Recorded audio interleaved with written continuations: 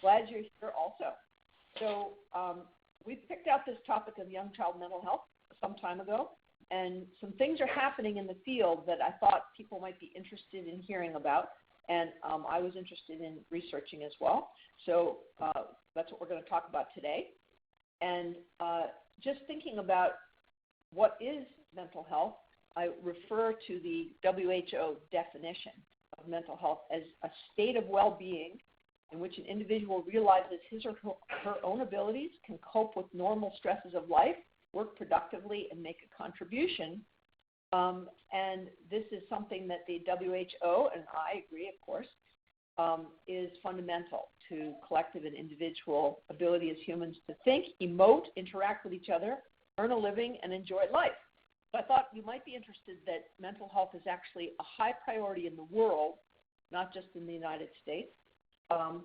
And so you might say, well, wait a minute, that didn't sound like a baby to me.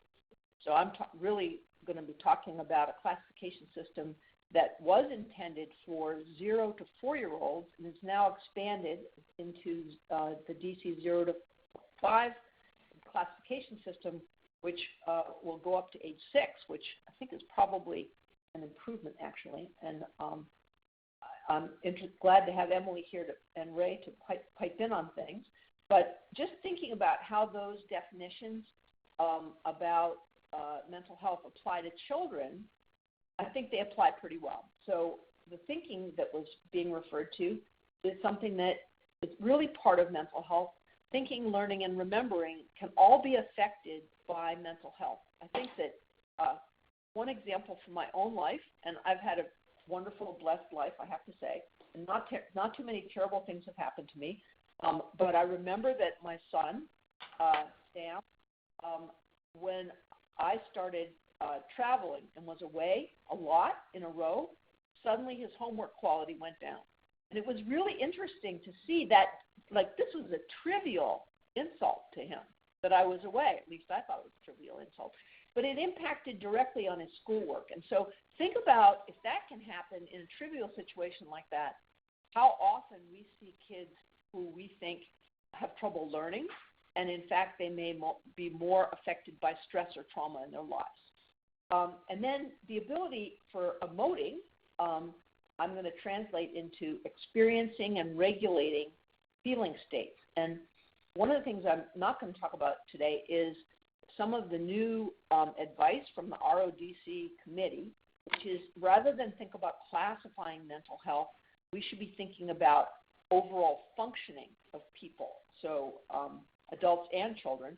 So if you think about it from the point of view of just emotions, we all have emotions, but how well we can regulate emotions can become dysfunctional. And so regulation is one of the hot topics in the whole area of young child mental health, and I would say probably regular older people mental health as well. And then the ability to interact. So interacting has a number of components, being able to be brave enough to initiate, to engage others, to then be reciprocal in the way you interact with somebody, so taking into account their point of view and going back and forth, being able to experience trust in relationships and caring about the well-being of others, which is kind of the basis of our morality, and then be able to turn away a relationship if it's not good. And all of those things can be impacted by the dysfunction that we call mental health disorders as well. Now, we don't expect kids in the United States, at least, to be earning a living, but children are productive too, and they have to be productive at their own developmental level. So not only learning, but play as their kind of product. And then as they get older, being able to understand and follow the rules of society and the rules of school. So all of that is going on between the time the child is born and the time they get to be 6 years old. They've made a lot of progress in being productive in their own ways. And finally, enjoying life. So being able to experience joy and have the freedom to explore. WHO would consider those to be things that we'd like to have for all children, but in fact, your social and cultural circumstances don't always allow you to do those things. So when younger children experience mental health problems, they don't necessarily talk about being sad or talk about being angry. Please mute your phone when you're just listening and not talking, because we can hear somebody typing. Thank you. So we think about mood as being a basic part of mental health.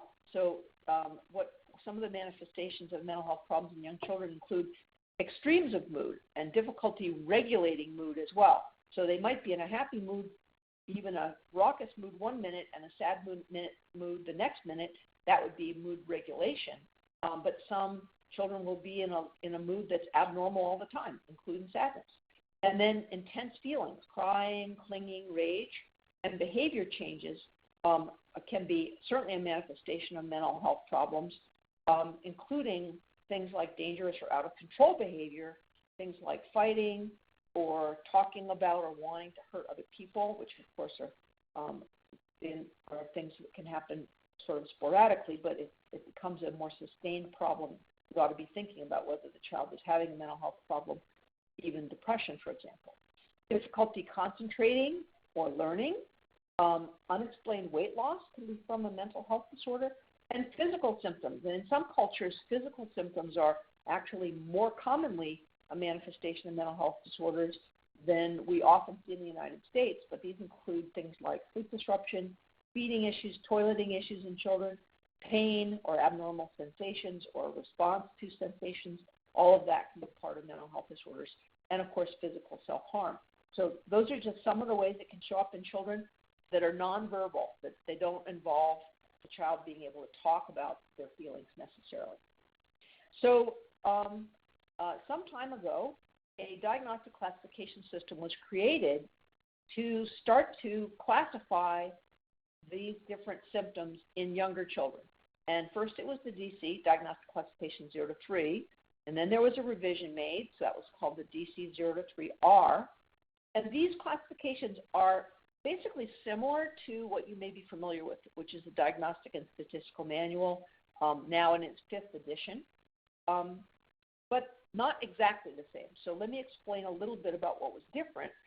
You can imagine that you don't want to use the same classification to deal with a 40-year-old with schizophrenia and a 4-year-old with some out-of-control behavior, that the same classification system just may not seem appropriate at all, and that's sort of the origin of this classification system.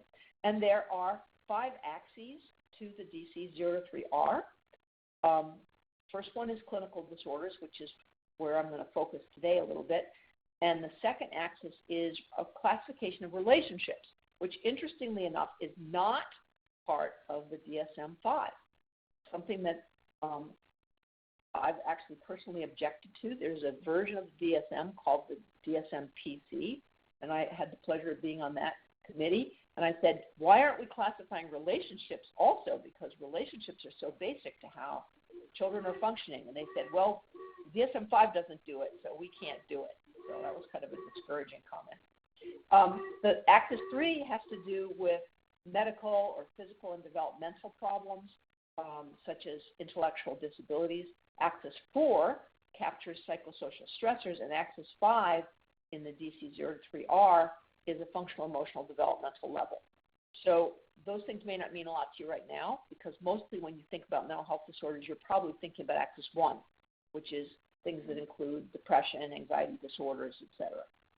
So in DC 0 to 3R, just like in the DSM-5, in order to have a disorder, you have to have impact on your life. So in the DC 0 to 3R, the general statement was often something like, symptoms should clearly be causing the child distress, impairing his or her functioning, or impeding development. But each disorder had its own impact statement. So there wasn't a uniform impact statement that could be used to assess whether this really met criteria for disorder or not. So I think that was a kind of a weakness of the DC 0 to 3R. And there were some diagnoses that are in the DSM-5 that were not included for young children, and that included attention deficit hyperactivity disorder, and autism was not officially classified by DC 0 to 3R. The recommendation was that you use the standard diagnostic criteria, so it wasn't included. Now, gosh, now with 1 in 68 kids on the autism spectrum, they've come around, as I'll tell you in a minute, and they not only have one kind of autism diagnosis, they have two. So I'll fill you in on that in a minute. And they had some other diagnoses that were never part of DSM-5 and are not even to this day, or DSM-4. One of them is called disorder of relating and communicating multi-system developmental disorder, and that sort of captured the kids who would be now classified as being on the autism spectrum, but it was a completely new diagnosis.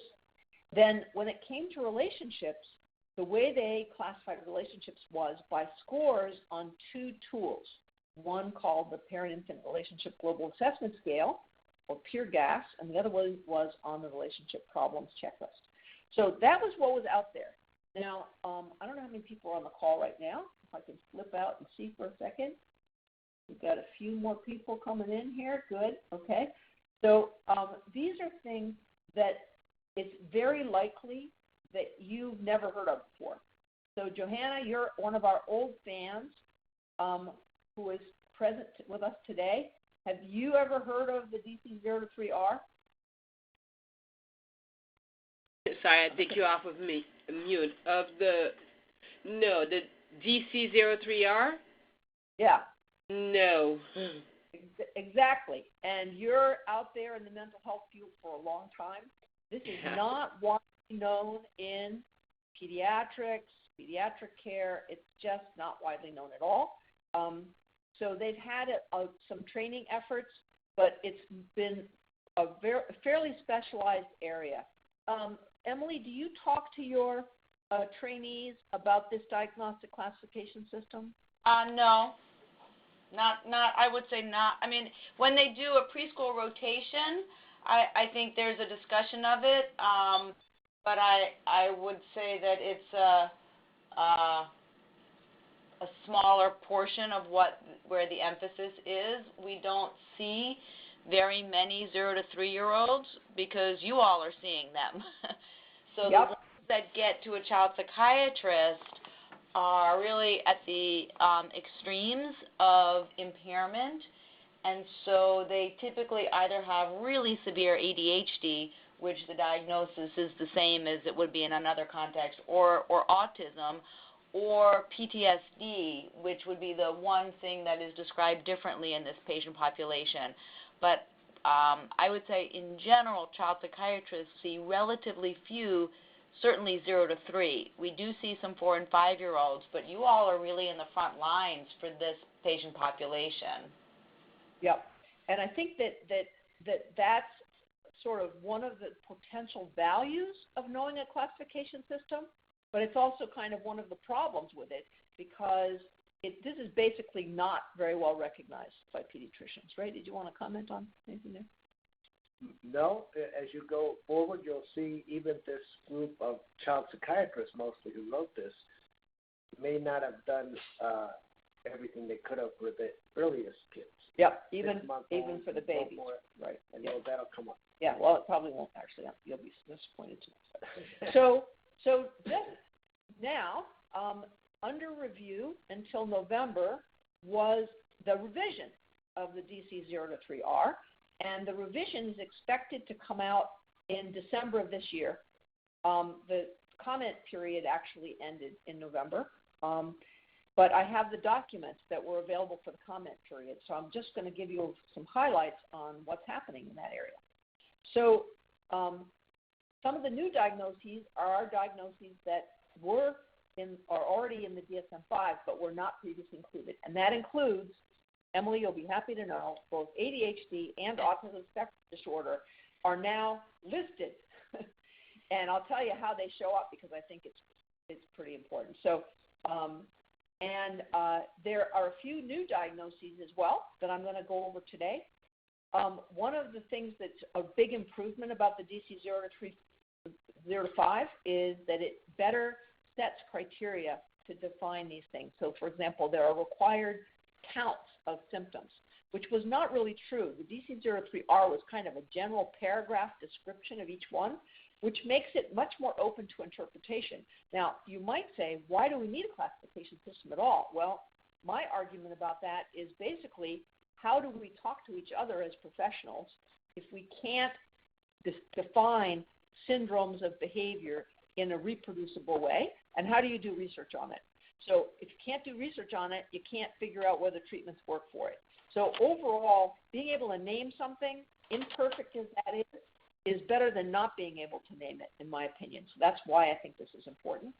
The other thing that's an improvement in the DC-0-5 is that the impact statements are much more uniform. I'm going to show you what it is. So here it is right here.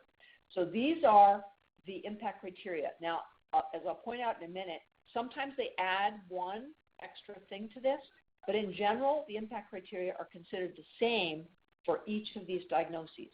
And that is that symptoms of the disorder or caregiver accommodations in response to the symptoms significantly impact the young child or family's functioning in one or more of the following ways: cause distress to the child, distress to the family, interfere with relationships, limit the child's participation in developmentally expected activities or routines, limit the family's participation in everyday activities or routines, or limit the child's ability to learn and develop new skills, or interfere with developmental progress. So as you can see, this has been more specific to kids because we're talking about developmentally expected activities. Well, what are the developmentally expected activities for a 1-year-old? Because this is going right on down to birth. Well, 1-year-olds should be able to have some autonomy. They should be able to feed themselves. They should be able to walk about and point to things that are interesting to them and engage in independent play, and they're beginning to be interested in the play of other children, for example, and they have real relationships. They're attached to their caregivers. So those are things that can be captured by this impact statement. But let me just go up to the top and point out the value of this. The bolding is mine, actually, and that is it's about functioning, like this is about can the child function in their life, and it takes into account the fact that the child may be functioning in a way that's not in distress to the child, but the parents are jumping through hoops to be able to manage the child. They can't go out to eat. They're not sleeping through the night because the child is out of their bed all the time. They can't keep a babysitter because the kid bites. So that kind of thing is, you might not say that the child has a disorder, except that you can see the impact on the family, and therefore it's a way of describing the child's disorder. Any comments about that? I think that's progress to be able to say those things. And by the way, those things are not in the DSM-5. It talks about not being able to live your life, and I guess if you get fired from 6 jobs, that would be the equivalent of being fired from 6 daycare centers, but it's not very explicit.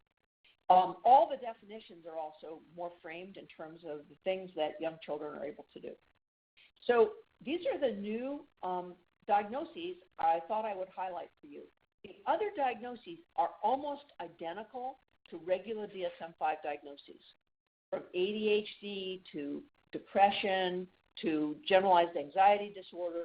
The definitions are put into language that describes child, but they are otherwise really identical. Now, what I'd like to point out on this screen is that I've inserted the age restrictions for these diagnoses. And what you can see is there aren't very many. So in other words, this panel that's creating these diagnoses is actually saying that this could apply, for example, under eating disorder could apply to anybody of any age covered by this manual, which is birth to 6 years old. Overeating, they say there's no specifier, but it has to last at least a month. The atypical social early neurodevelopmental disorder, which is a variant on autism, is for 6 to 30-month-olds. Pretty specific the way they said that. And then disinhibited social engagement is for kids over a year, whereas inhibition to novelty as a disorder is for kids under 2. And so there's really not much restriction in terms of how old the kids are who might be classified as having these problems. So let's just run through the eating disorders for a moment. This is a complete overhaul of the eating disorder diagnoses that were present in the DC-0-3R. So up at the top you see that to meet criteria, you have to meet all of the following criteria. So that, again, is much more specific than it used to be. Consistently eats less than expected and has one or more of the following maladaptive eating behaviors. lack of interest, fearful avoidance, following oral trauma, difficulty regulating state during feedings, for example, falling asleep or becoming agitated during a feeding, and eats only while asleep. And if you think this is rare, this is actually not that rare, that there are children whose parents haven't figured out how to work with them to eat, and they feed them while they're asleep in order to keep them alive.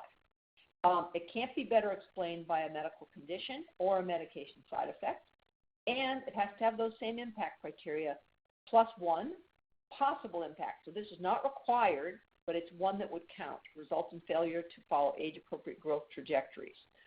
So it's not required that they do that, but you want to be more cautious if the child is actually growing fine and the parent is complaining about the feeding interaction. Now, how about overeating disorder? Again, all the criteria must be met, and you've got to have A, B, C, D, and E. So these are kids who are excessively preoccupied with food and eating, and they have to have at least two of these symptoms: seeking food between meal times, persistently seeking excessive amounts of food during meals, taking food from others or foraging in garbage cans, stuffing food in their cheeks while they're eating, or talking repeatedly about food and food themes in talk and play. And they get distressed if they're stopped from engaging in those behaviors. Again, there can't be a condition that better accounts for these behaviors, including not having enough food available to them, or being hungry a lot, or medication side effects. Medications can make you very, very hungry. Anybody want to mention a medicine that makes kids really, really hungry? Atypical antipsychotics is sort of one of the hopefully not being used much in kids under 6, but sometimes it is. Thyroid dysfunction, which is more commonly manifest by growth problems, and a very important one, and that is Prader-Willi syndrome, which has actual defect in the hypothalamic area that controls eating, so that these kids actually are really after food all the time. It's a big problem for them, and obesity is a big problem for them as well. So to count, you have to have this as a problem for more than a month, and it has to have impact, and it can include failure to thrive, but it doesn't have to, or it can follow the failure to follow growth trajectory, meaning getting too big. That's also true. Now, atypical eating disorder is an abnormal pattern with at least one of these things: selective, picky eating with regard to textures or colors, or an unusually restricted range of foods, hoarding, pica, which is eating non-nutritive things, pouching, which means putting the food in your mouth but not swallowing it. So you may have noticed that putting things in your cheek counted in the overeating. This one's putting things in your cheek but then not swallowing it. And rumination, which is regurgitating food and re-swallowing it. And this, again, can't be explained by a medical condition or medication side effect, and has to have impact. One of them can be a deviant growth trajectory. So this sort of makes it a lot simpler. I have to say that the feeding disorders in DC 0 to 3 were much more complicated, but this captures all of them, I think, in a pretty good way. So I'm sort of in favor of these criteria.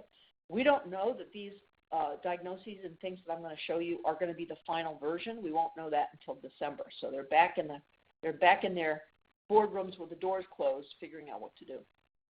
Looks like they've shed infantile anorexia. They have shed it. Yeah. So next I want to talk about some of the social engagement disorders that are described in DC 0 to 5.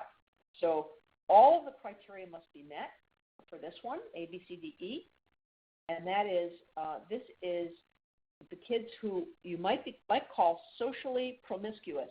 So I think it's actually much better to call them socially disinhibited, because promiscuous sounds pretty bad, doesn't it? But basically, you've seen these kids before. They will go off with an unknown adult without any hesitation. They'd be very affectionate, overly affectionate, or ask very familiar questions, like asking intimate questions and intrusive behaviors. And they also fail to track their own caregivers very carefully. So they're not watching out for them for where their caregiver is. They don't seem to be worried about it at all. What kinds of kids have you seen this in? Johanna, I'll bet you can comment on this one. You still there? Yes, I am. I know you've seen this, right? Yeah, over the years, we've seen some kids like that. Not a lot. Yep, not a lot, but who are they? How would you describe where you see these kids coming from? The ones who are, really affectionate, and actually, I'm immediately when there's this one particular kid who came to mind, and she's not. Her mom had died really, really young, and I think it was a really traumatic way. Yeah. And every time she came to clinic, she would just attach. I just remember she would just attach herself to me, and just wrap herself around my leg. Yep. So what you're describing is criteria C, and that is, this is very unusual that the cause is actually embedded in the diagnosis. That's not true for any of the other diagnoses that I read, but this young child has experienced insufficient care, socio-emotional neglect, and or repeated changes in caregivers that are believed to lead to the behaviors. So you've just described a kid who traumatically lost their primary caregiver, and it can lead to this kind of behavior. So it's really important to know that that's such a close tie, because you're being given a hint here on what some of the things are that this child needs, which is a stable, ongoing attachment relationship and careful care in that way, and stability. Sometimes we see this in kids who've had multiple foster care placements, which in some states it's more the norm to have multiple placements than it is to have a stable placement. Even little babies, they're moved around from one place to another. And she had, she ended up having, the grandmother stepped in to take care of her, so she didn't go into the foster care system, so she had a steady mother figure, but over the years, you could see her food became an issue. Like, this little girl became and is, to this day, I've known her I've seen her grow up for the past 10 years, if not 12, and morbidly obese. And food has been an issue, throughout her, her growing life, and now going into adolescence, it's becoming more and more of an issue. Academically she's doing well, but definitely, it's been something. Barbara? Yes, go ahead. It's Emily. I wanted to I think this is a really important discussion. I want to just make one point, which is it's very important for us to remember that when something is called a disorder in DSM, whichever DSM you're looking at, that is not the same thing as saying it is a psychiatric disease. Mm-hmm. And I think that's a very, very important nuanced thing that we need to remember about DSM. DSM is a list of phenomenon and not all phenomena have similar etiologic pathologies, and we need to remember that because families don't understand that. So what I mean by that is there are some things in DSM, like autism, that is a brain-based broken part that we don't understand. Something has gone terribly wrong, and it is a brain disorder of some sort. We're not very good at changing much of it, but what we can do is try to ameliorate symptoms. It's what somebody has. But things like disinhibited social engagement disorder is not the same thing. It is not the same as a disorder of the brain. It is a disorder of behavior that is typically environmentally connected in terms of, as Barbara, you were saying, a traumatic experience or some kind of difficult environmental stimulus. And although it can lead to significantly abnormal patterns of relating and patterns of behavior, it is not the same thing as a disease. And I think it's really important. There are some psychiatric problems and mental health issues are diseases, schizophrenia, manic depressive illness, recurrent unipolar depression, obsessive compulsive disorders, autism, Alzheimer's, things like that. Other kinds of psychiatric difficulties and mental health problems are more dimensional, learning disabilities, cognitive issues. Those are not the same thing as diseases either. And I think there are a lot of behaviorally based problems that I think we need to remember are different. They have to do with antecedent behavior and consequence that lead to maladaptive behaviors. And some circumstances in the life story are predictably able to lead to maladaptive behavioral responses. So things like what we used to call reactive attachment disorder or oppositional defiant disorder, those are disorders that we've lumped in a particular way, but they are not diseases in the same way as schizophrenia or obsessive compulsive disorder are. And I think that's an important thing because these are not typically medication responsive, and families need to understand that.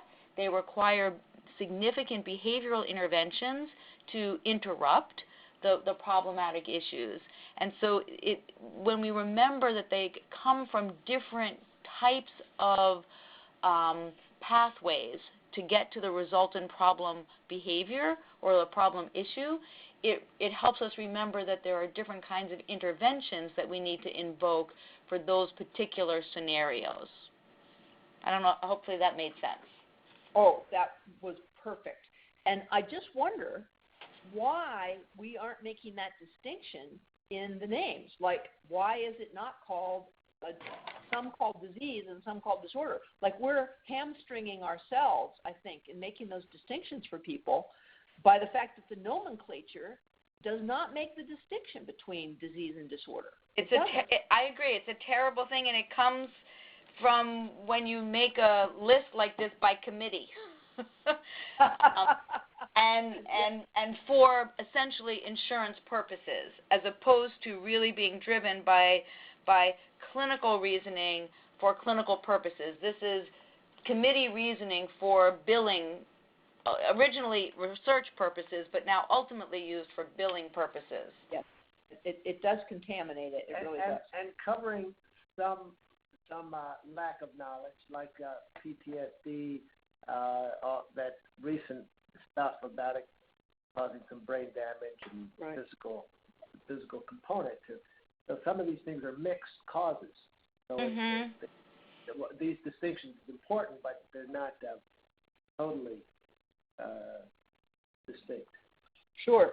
So just to make reference to what Ray said about PTSD, so there's some new research that suggests that the soldiers who are coming back from battle with wounds that came from a shock wave from some armament exploding near them have distinct brain lesions and all the symptoms of PTSD that you see that are, the symptoms are quite similar to the symptoms from having something else terrible happen to you, like observing somebody get killed. But with no shock wave. So I think that we're still in a primitive state in many ways, and we got to remember that the brain is our most delicate organ, and so if something goes wrong, it can cause a set of symptoms for different reasons. And I think that that's perhaps part of how disease and disorder did not get distinguished, is because you can get the same symptoms in different ways.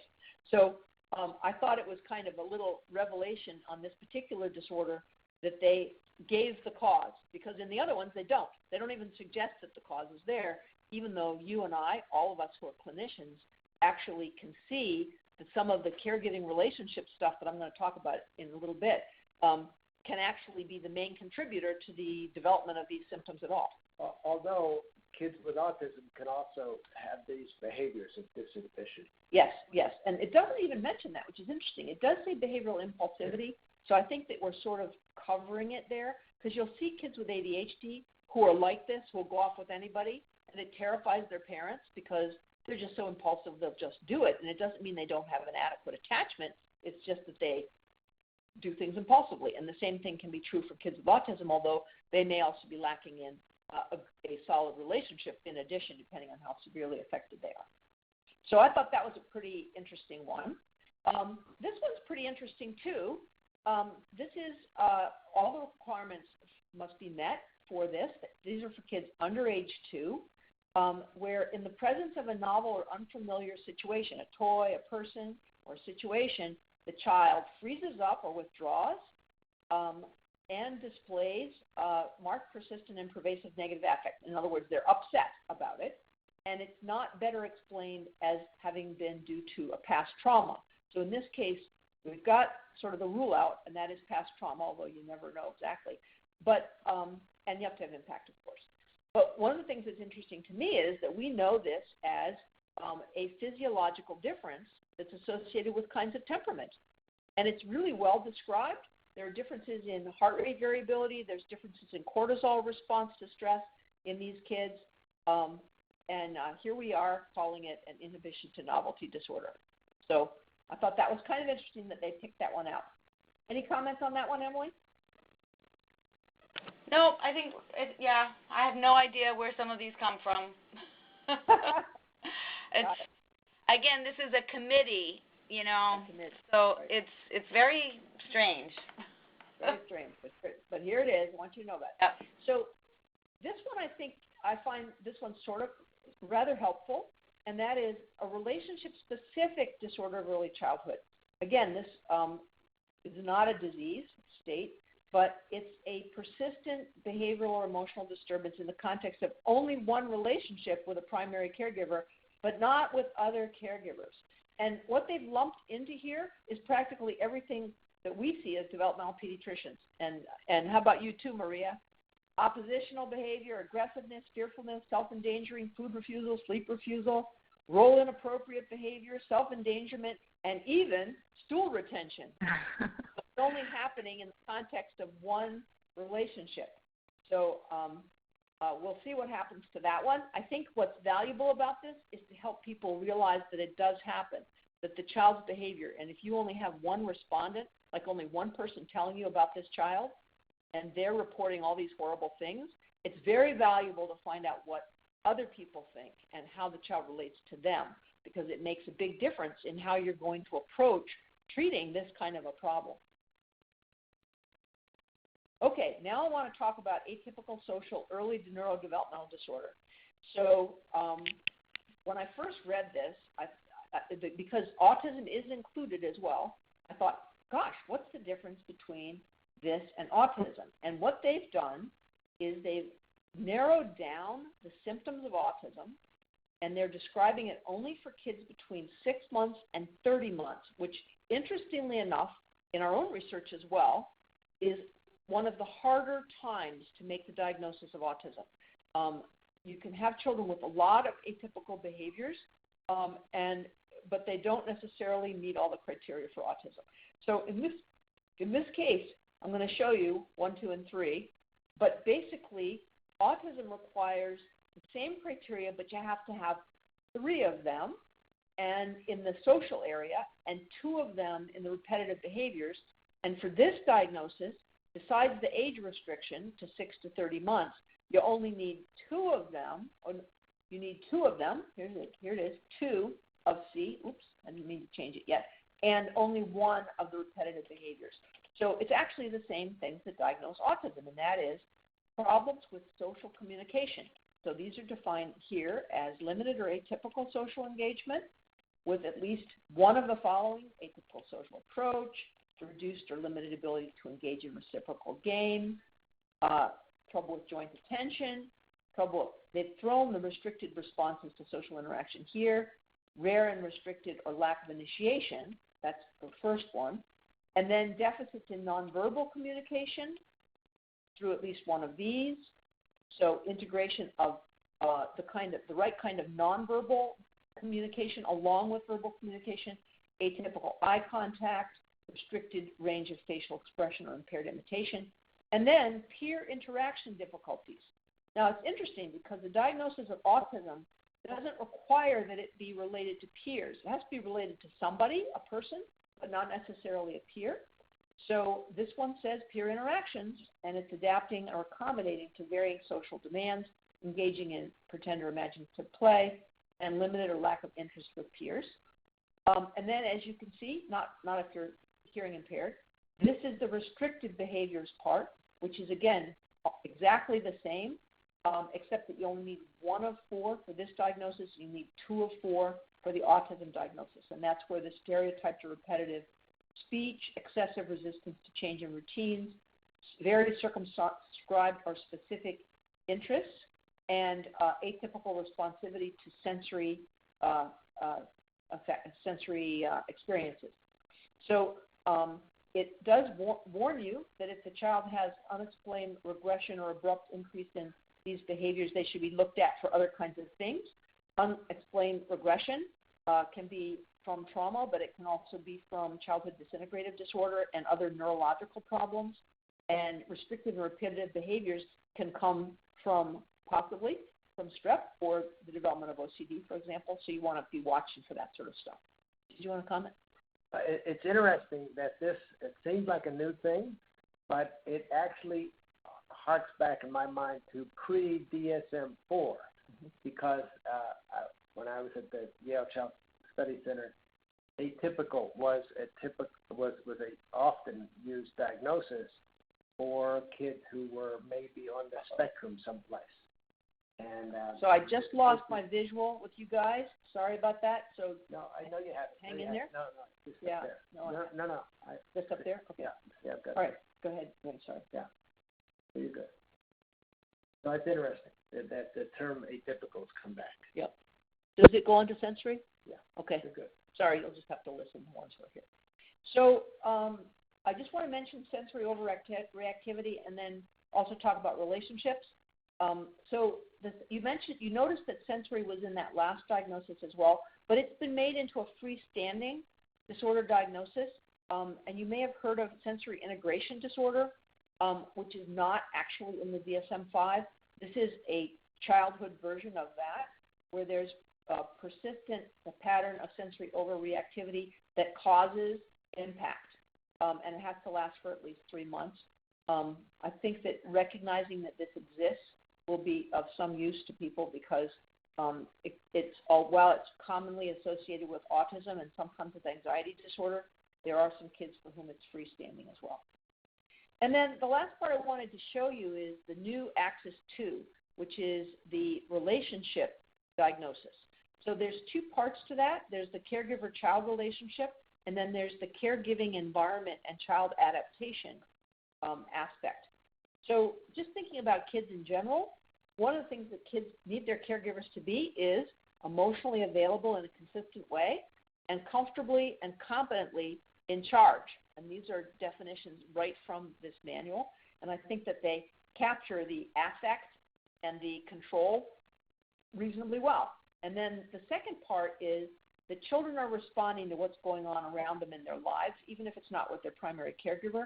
They're watching how caregivers and other adults in their life interact with each other, and that can be both a modeling, it can be traumatic, it can change their regulation, it can change their trust in relationships, and it can interfere with their ability to explore. So what they've provided here in this manual is some dimensions of caregiving that you get to rank, and there's no absolute score for this, but at the end you make a clinical impression of levels 1 through 4. So these make sense as things you want parents to do, right? Ensure safety, provide basic needs, respond emotionally, set a structure and routines, comfort in distress, teach and provide social stimulation and discipline, as well as play and enjoyable activities. So that's kind of your brief summary of parenting right there on one slide.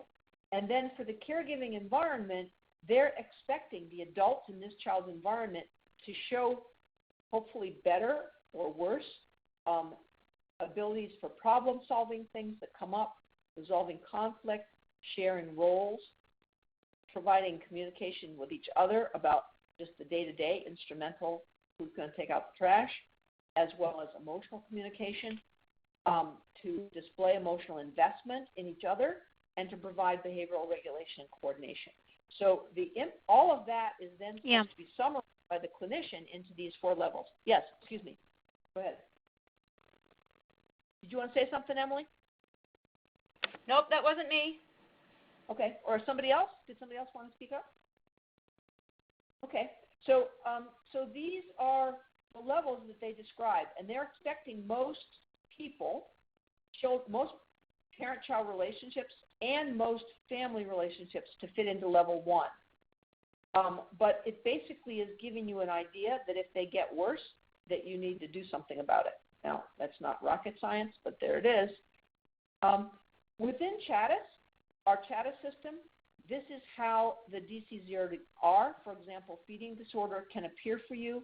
It's in the context of being able to actually assess by parent report other aspects of the child's life too, like eating, sleeping, tantrums, and life stress are all captured.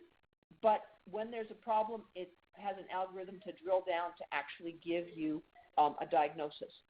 So I'm not going to show any more about that, but I want to see what comments people have or cases that might have come up into their minds as we've talked. You might just mention that questionnaire you just showed is one that's used in regular pediatric practice. Right. This is not just a mental health tool at all. Right. So for the most part, pediatricians are using that tool. Some of them don't actually know that it can do the other thing. Mental health diagnoses are being spit out for some parents when they endorse a distress. Right. So I've kind of used most of our time here with this talk, but any comments or questions or cases that come to your mind? How about you, Maria? Sorry, I was on mute again. I found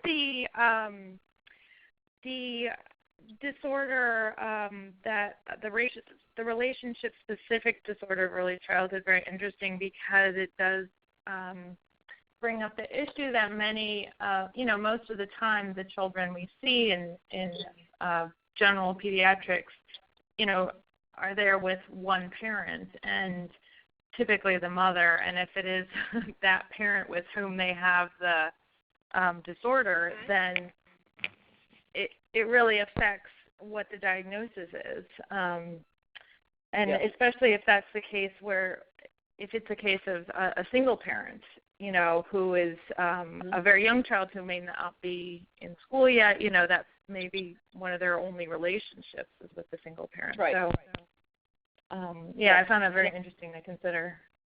Right. One of the telltale signs is when you ask how they do in daycare, and that you find that the teachers say this child is a pleasure to have, and none of the things that you hear from the parent. Yes, that's a good clue. Yeah, I actually see that it's not really the same issue, but with ADHD diagnoses, a lot of times the realm of the school will be fine, and it's really just the realm of home that's a problem. And obviously, there has to be multiple realms for ADHD to really apply. So, sometimes parents assume there's a diagnosis when really it's a different one because it only affects their particular realm in which they interact with the child. Yep. And sometimes young children or any child can be sufficiently anxious in school that they pull themselves together. But we have to remember that the school environment may be a lot more stimulating than home. And for a child that really needs a lot of stimulation, they'll produce it for themselves if it's not produced for them. And so they're going around trashing the house but they're not doing that at school because there's plenty of other things to do and kids to interact with. So it is important to be able to try to get that kind of information. And daycare providers can be very helpful in that regard. So can grandparents usually. Not always. Sometimes grandparents just don't get it, but it's something to keep in mind. I think you raise a good question. Young kids, certainly you have to be careful about them. The settings and the diagnosis of ADHD and not jump to it. But on the other hand, one of the things that Barbara was presenting here is that this classification system finds that ADHD can be diagnosed down to 30 months. And this follows Helen Ager's data in particular, showing that these symptoms really are stable from about this temperament by 2 years on. It's going to persist, and so even though we say it doesn't exist until they're 4 or by the AAP, in fact, parents may be struggling with this kind of temperament quite before that. Right, and that's part of why the recommendations, we've talked about this on another session, for initially using behavior management in the younger kids before you would consider medication for them. So none of the things I've said today have medication implications directly. So I want to make sure that you're aware of that, but we don't want to make that assumption. Now, our time is up, but I want you to know that you can get CME credit for this. What you'll have to do is send me an email to bhoward@chattis.com saying 1 or 2 things that you will do differently or think differently about as a result of this session. So that's what you have to answer. You have to answer that question and send me an email, and then we'll put you down for credit.